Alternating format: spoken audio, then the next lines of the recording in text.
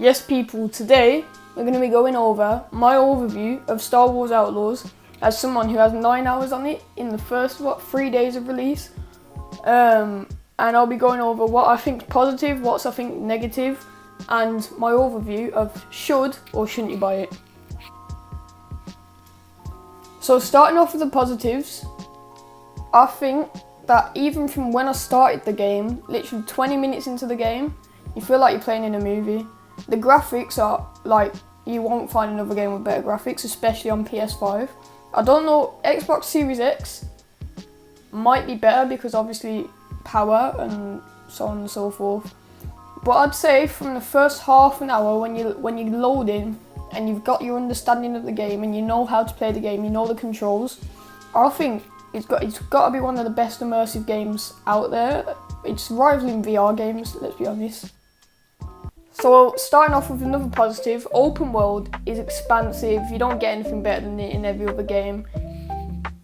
Like Starfield, that was said, oh yeah, we got tons of open world, but let's be honest, it was just repeated.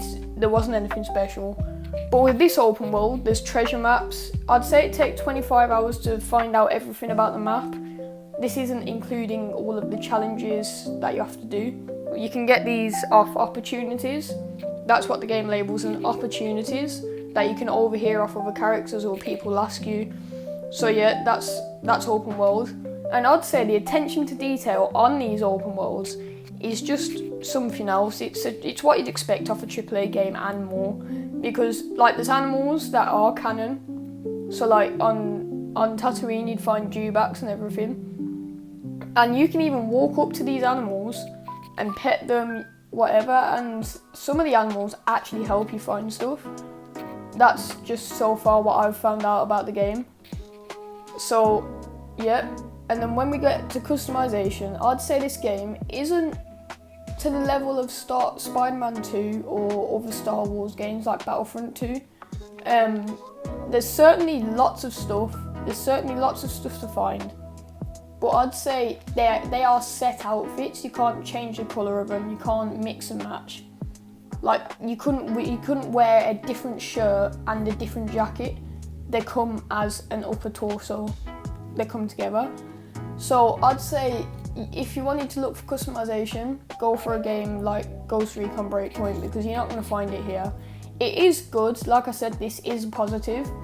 The customization is in depth and there is a lot of customization. You can customize Nyx, the little creature that follows you.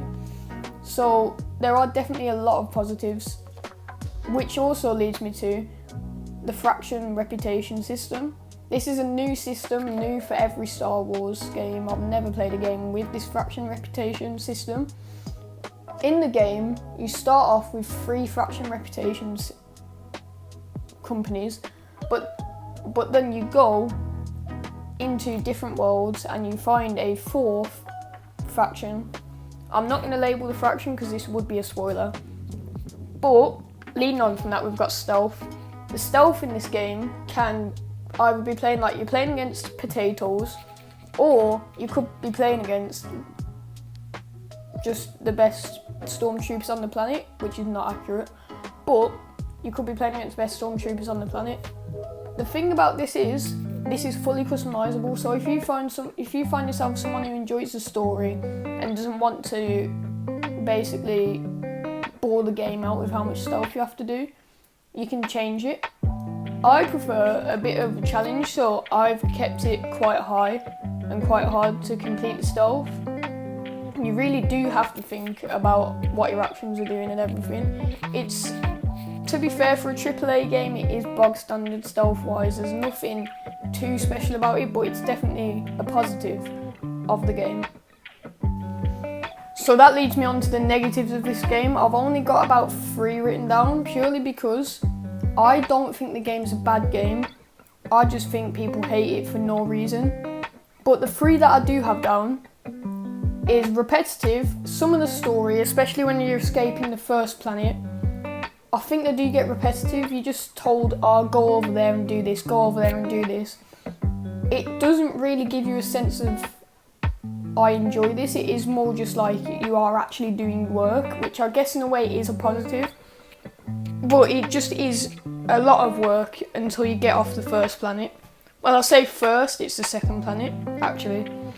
But then, this is my biggest negative of the game, is that these worlds, yes, you feel like you're in a movie, but they're not interactive.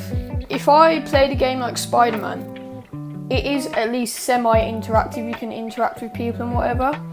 But from my experience, I don't think there's enough interaction, because if I walk into the Tatooine cantina, I expect to be able to order food, start a bar fight.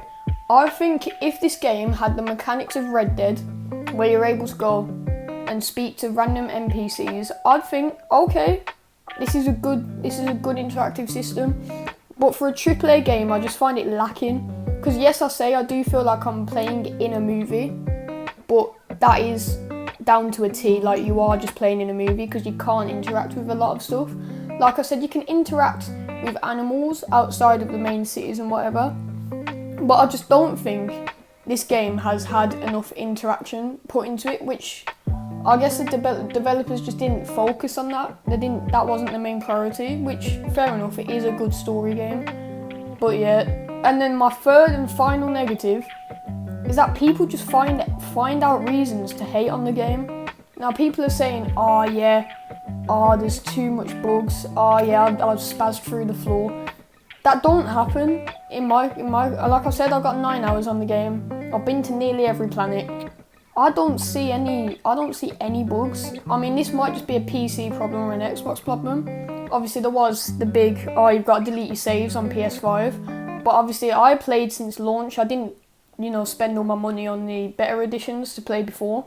So that is sad for the people who have paid for the extra edition. But I've played since launch and I haven't found a single bad thing about it. Obviously PC, it's a lot more intricate, there's a lot more moving parts. It's gonna get buggy.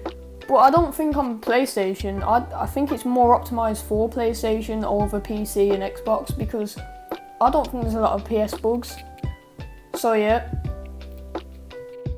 Now for my overview of this game. Should you buy it? Yes. If you're a Star Wars fan, it's 100% yes from me. Even if you do encounter the odd bug, it is a release game. Like most people say, you pay the highest amount of money for the worst version of the game. Give it 6 months when this game's on sale for 32 quid or whatever. I'd say, if you don't pick that up, you're stupid.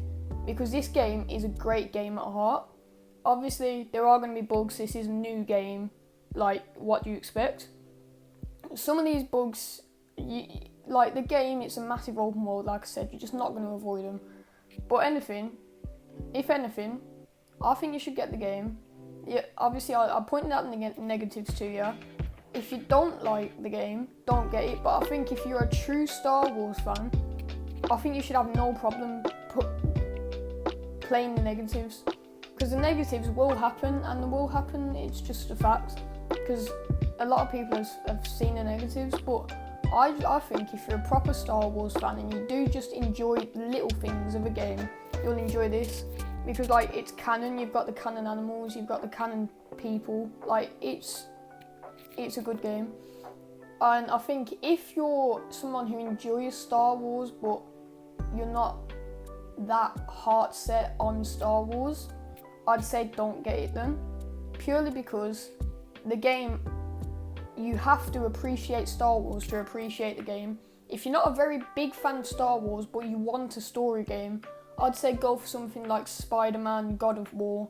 They're a lot easier to play and you're going to understand them a lot better and get into them a lot better. Because this game, like I said, it's new, and if you don't love Star Wars, you won't love the game. So, yep, that was me, and I hope you enjoyed my review.